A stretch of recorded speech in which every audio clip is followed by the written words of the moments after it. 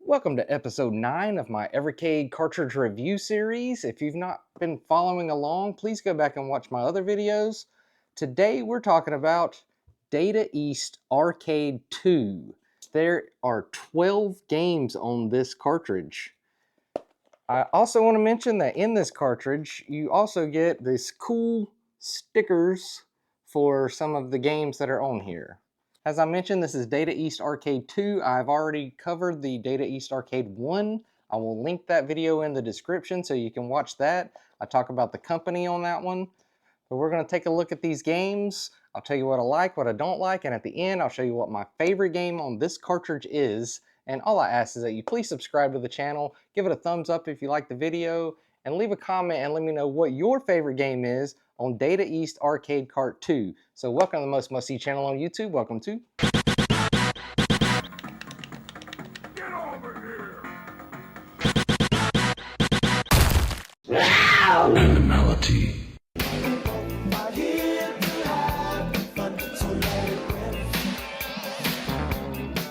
Dadgummit, Edward Randy's out here trying to be Indiana Jones again, I tell you what.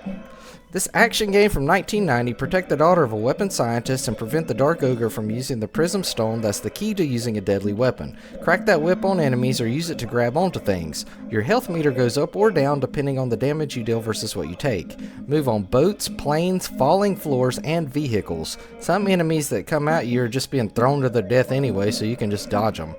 They pack so much action into this that it feels more like you're watching a bad movie rather than playing a game. Some of the enemies make absolutely no sense, like a giant robot coming out of the water for you while its sparking arms are flailing around. Exactly, water and electricity don't mix, just like me in this game.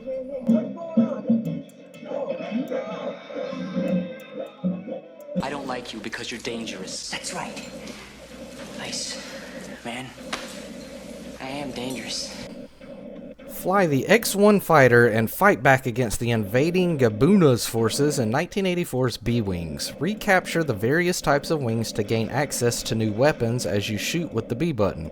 Move your ship with the D-pad and use one of the most innovative features of this game with the A button, the ability to dive into the background to avoid airborne enemies and shoot ground targets. With an upgrade wing attached, you can also jettison that one for a new one with the A button. This is a vertically scrolling shmup, but you can move the screen to the left and right so it feels more like an open world. This title dives to the bottom of the shmup pile for me.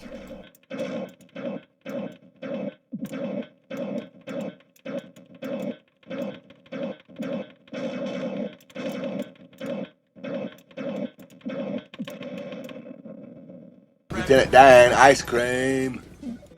So Peter Pepper from Burgertime is adding desserts to the menu. He's bought an ice cream factory and needs your help to build gigantic scrumptious cones. Scoop upwards or downwards and roll the ice cream into the cones. Drop or roll ice cream onto enemies or jump to avoid them.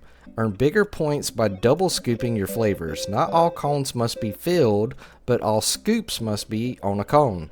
There are more enemies than in Burgertime, and they are faster and harder to avoid. Imagine being crushed by an oversized donut. Unlike Burgertime, Peter Pepper's Ice Cream Factory isn't my dessert choice. I'll stick to Dairy Queen.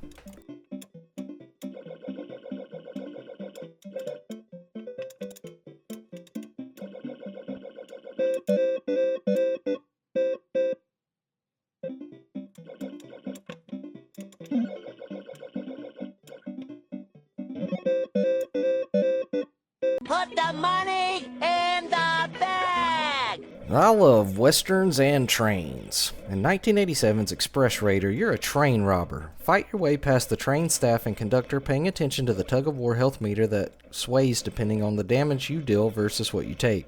After a raid, saddle up on your horse and ride to the next target while dodging enemy fire and avoiding killing innocent civilians. Another game where you jump by pressing the D-pad. You also have punch and kick buttons which turn into fire and evade while on horseback. Different attacks are more effective depending on the enemy, but I found the good old nut punch works pretty well. I think I like this more than it should get credit for, simply because I'm a fan of the theme. I'm your huckleberry.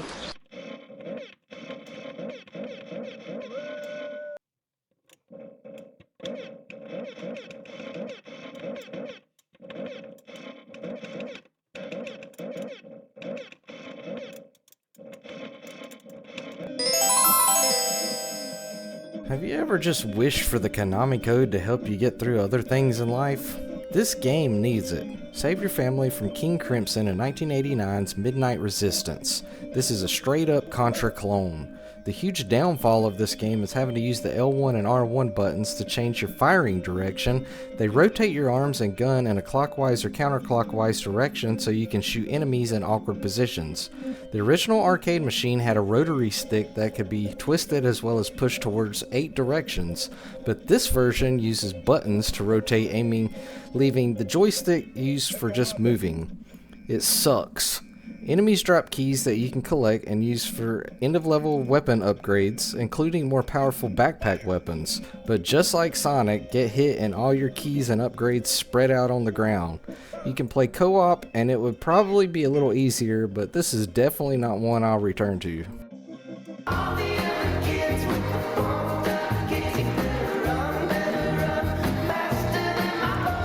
Another power-up based shmup. SRD Super Real Darwin from 1987 is a sequel to Darwin's 4078, which can be found on Evercade's Data East Arcade 1 cart. The controls are Move, Fire, and Turbo Fire, Bomb, and Turbo Bomb.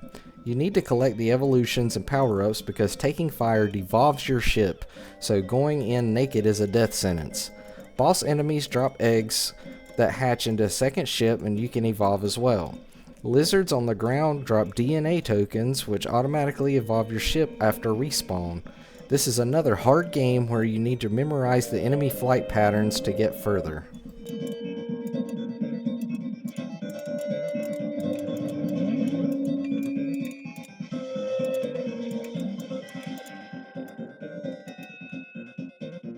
'90s Crude Buster, also known as 2 Crude, is a beat-em-up for 1 or 2 players simultaneous.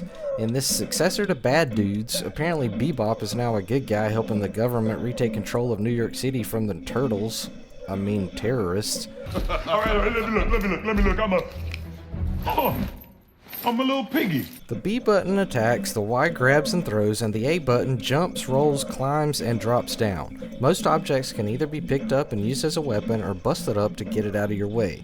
The enemies are hard, needing multiple hits to beat, and they are plentiful. Hit a bodybuilding competition pose at the end of the level and refuel with a soda. The premise and artwork are cool, and I really wanted to like this unique game, but I died and continued so much that I just did not want to return to it again.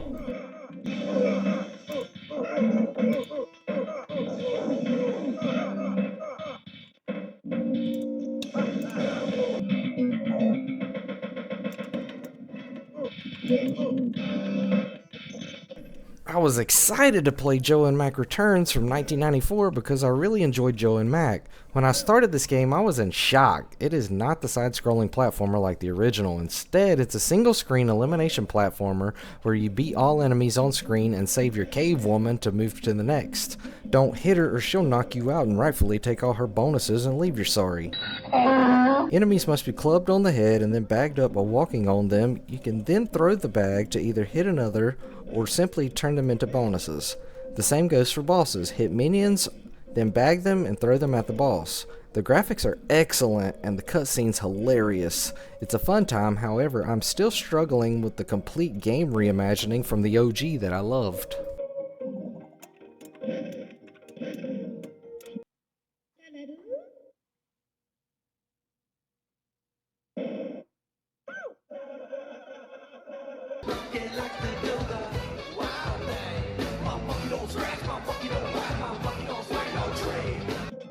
Notice me, senpai! Notice me! A 35 level beat 'em up? Yep, but they're fairly short. From 1990, choose from one of 3 characters, a ninja, a brawler, or a barbarian, who each control very differently. Move with the joystick, jump with the A button, attack with the B, and use a sub-weapon with the Y. Trio the Punch, Never Forget Me, supposedly began as a digital board game before becoming the infamously baffling, bizarre, and outlandish Japanese arcade game that it is. Collect hearts dropped by enemies, then defeat that level's boss that appears when you have enough hearts. Stop the lottery wheel between levels for a potential reward, that is if you don't land on the unlucky slot. You don't have to play very long to realize how weird this game is. Every level's like, what the? I even got cursed and turned into a pink pregnant sheep throwing my babies as weapons. If you jump on an enemy, you just bounce until you can land on the ground, and each stage is a surprise on how you attack. Trio the Punch is off the chain and I love it. Never forget me is right. I don't think you will after playing this game.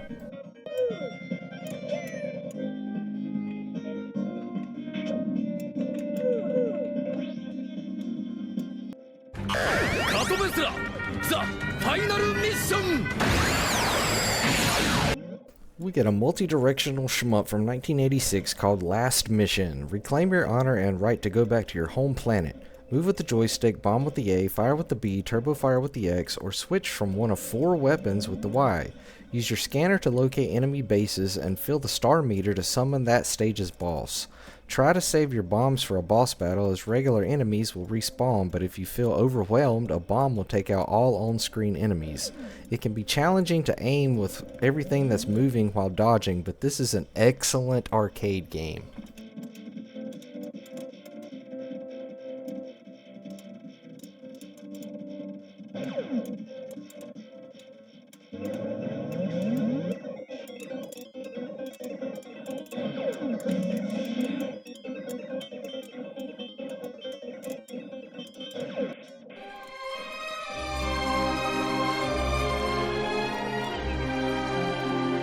"1985 Shootout puts you in third-person's perspective against the mob. Battle through the town looking for the boss's hideout. Use the pre-mission firing range to get used to the controls, which are move, fire, and dive. Don't hit innocent bystanders, but do take the gun and the cannoli." Shootout took a non-light gun approach which other companies were using at the time, and instead went with a third-person view, which was a precursor to modern-day third-person shooter games, but with less freedom. You can shoot certain items in the background to get a reaction, like a shooting gallery, such as starting the carousel in the amusement park. It's sometimes frustrating having to angle your shots just right while yelling at the screen for the innocent bystander to move out the way. I'll be playing this a lot.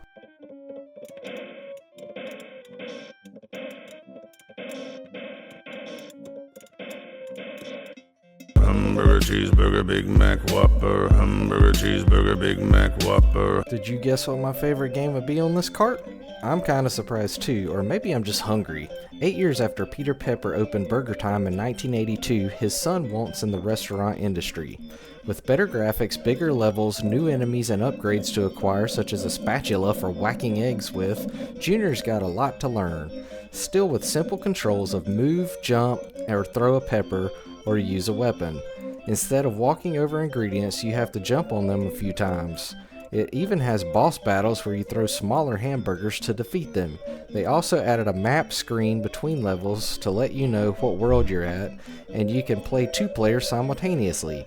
This game is a win in my book, but the Pepper family just needs to stick with what they know best and leave the dessert game to someone else.